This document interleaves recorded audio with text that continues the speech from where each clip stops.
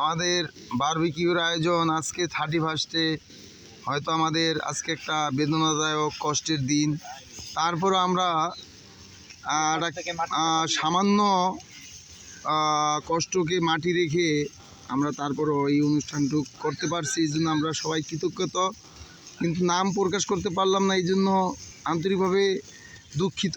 সবার চেহারাও দেখাইতে পারলাম না, কারণ এখানে সবাই আমরা ফার্স্ট ক্লাস একটা ঘরের ছেলে পানরা আমরা সবাই একটা অ্যাডজাস্ট হয়েছি। এই জন্য দরকার নাই। এই জন্য আমরা এখন বারবিকিউর লাস্ট পর্যায়ে, একদম লাস্ট ট্রিপ, 2 ট্রিপ হয়ে গেছে, এখন হলো লাস্ট ট্রিপ।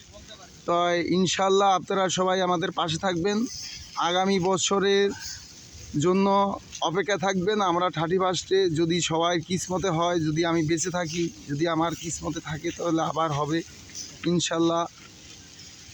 আমরা আগামী দিনের নতুন সকাল দেখব। এই জন্য সবাই সবার জন্য দোয়া করবেন, ভালো থাকবেন। Happy new year.